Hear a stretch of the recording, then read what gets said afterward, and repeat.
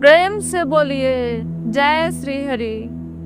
जीवन में उतार चढ़ाव सबके आता है और जो भक्त होते हैं, जो संत महात्मा होते हैं, वह बड़े ही आराम से मुस्कुराहट के साथ जिंदगी की विपरीत परिस्थितियों में वह अपना जीवन व्यतीत कर लेते हैं, हंस के काट देते हैं। लेकिन जो अज्ञानी होते हैं, जो सांसारिक जीव हैं, संसार में विचरण करने वाले हैं, जिन्हें भक्ति का ज्ञान नहीं है, प्रभु का ज्ञान नहीं है, वह रो रो के अपने जिंदगी को व्यतीत करते हैं। बिना उतार चढ़ाव के जिंदगी किसी की पूरी नहीं होती है। आपने देखा होगा कि भगवान श्री राम जी, उनके जीवन में कितना उतार चढ़ाव आया, किस तरीके से उन्होंने झेला।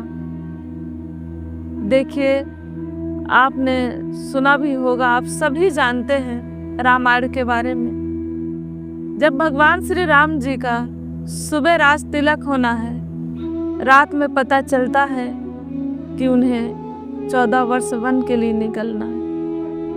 पूरे देश के लोग आ चुके होते हैं, खुशियों का माहौल होता है, ऋषि मुनि पधार चुके होते हैं, राजमहल में पूरा दीपावली जैसा माहौल रहता है कि सुबह भगवान श्री राम जी का तिलक होगा। लेकिन आपने देखा क्या कि पता चलता है कि योग्य वस्त्र धारण करना है और उन्हें गृह त्याग करके 14 वर्ष वन के लिए जाना।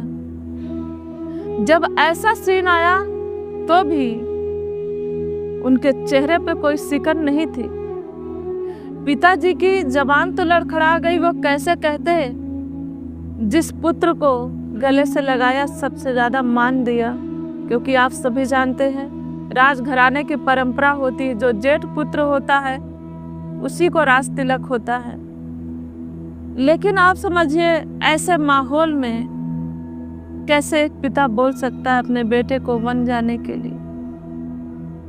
लेकिन देखा आपने कि जब उन्हें पता भर चल गया कि नहीं, यह बातें हैं माता कैकेयी के आदेश है, उससे पालन करने के लिए सुबह उठते हैं, कैसे योग्य वस्त्र पहनते हैं, सबसे विदा लेते हैं। सबकी आंखें नम होती है, नगरवासी रो रहे होते हैं, राजघराने के लोग सभी रो रहे होते हैं, माता कौशल्या बिलख पड़ती हैं, लेकिन फिर भी वह निकल जाते हैं।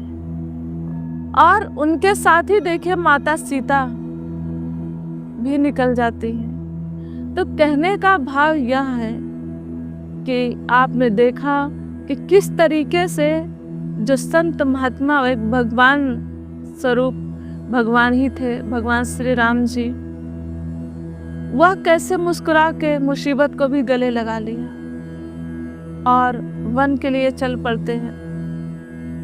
वन जाते हैं तो वन में भी कितनी कठिनाइयों का सामना करना पड़ता है। नगर में जाना वर्जित था, वन में मिलता क्या है, कंदमूल फल खा के किस तरह जीवन व्यतीत किया, जंगली फल जो भी होते थे।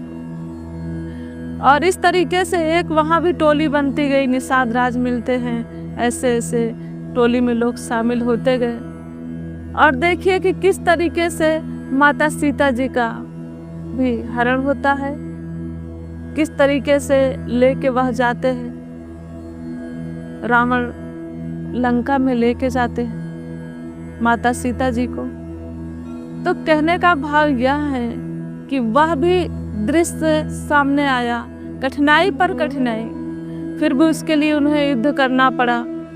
माता सीता की खोज की, माता सीता को देखिए लंकाश्री पे विजय हासिल करके माता सीता को मुक्त करा के किस तरीके से फिर अयोध्या की धरती पे वापिस आते हैं भगवान श्री राम जी। यहीं से दुखों का अंत नहीं होता है, उसके बाद क्या होता है, एक धोबी के कहने पे माता सीता का त्याग करना पड़ता है।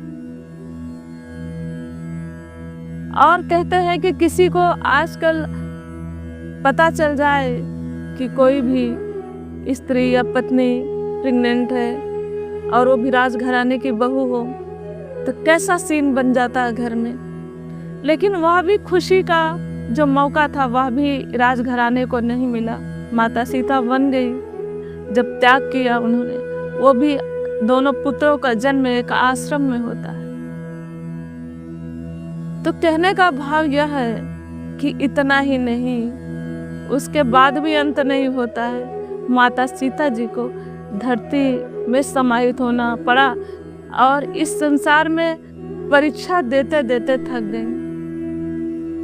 तो संसार में तो दुख है, दुखों का घर कहा गया है।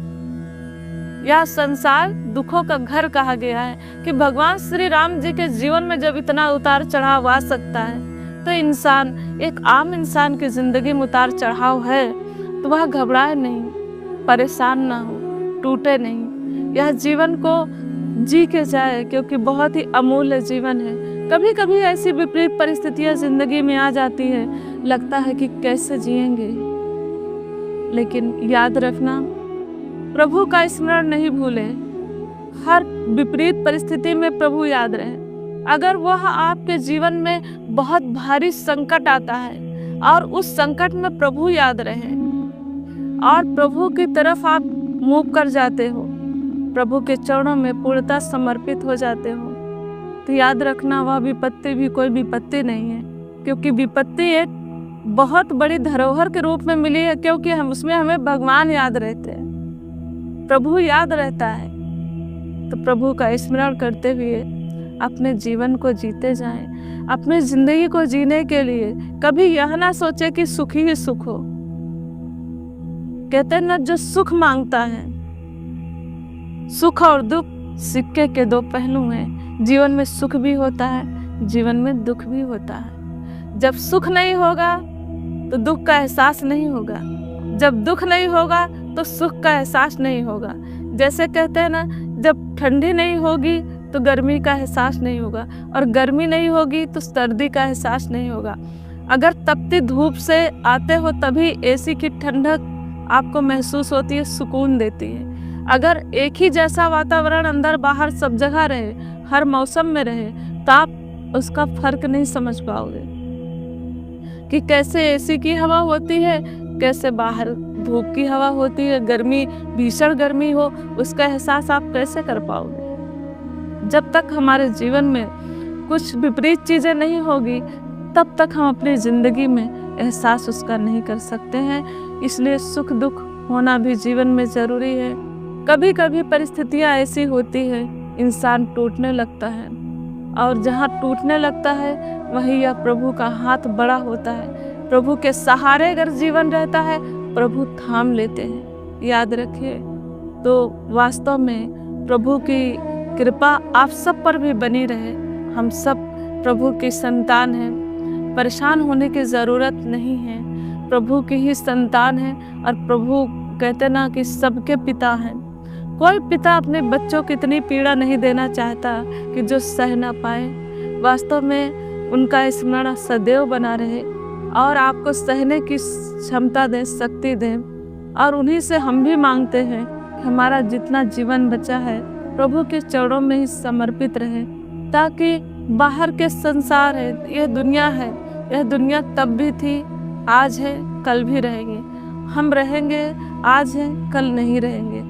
तो जब तक जीवन है प्रभु की चरणों में बीते, प्रभु का चर्चा करते हुए बीते, प्रभु का यशगान करते हुए बीते, और समाज संसार को प्रभु के चरणों में जोड़ने के का कार्य हम कर सकें।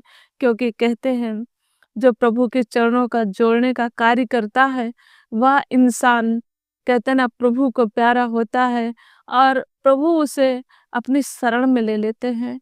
तो वास्तव में इस लोक को तो छोड़ना है, लेकिन उस लोक को भी तो पता करो जिस लोक में जाना है। वह जाने वाला कौन सा लोक है? परमात्मा का धाम। परमात्मा के धाम में आप तभी पहुंच सकते हो जब आप उनका स्मरण करोगे। तो वास्तव में जीवन में विपरीत परिस्थितियां आए भी तो घबराना नहीं है, टूटना नहीं है, परेशान नहीं होना है।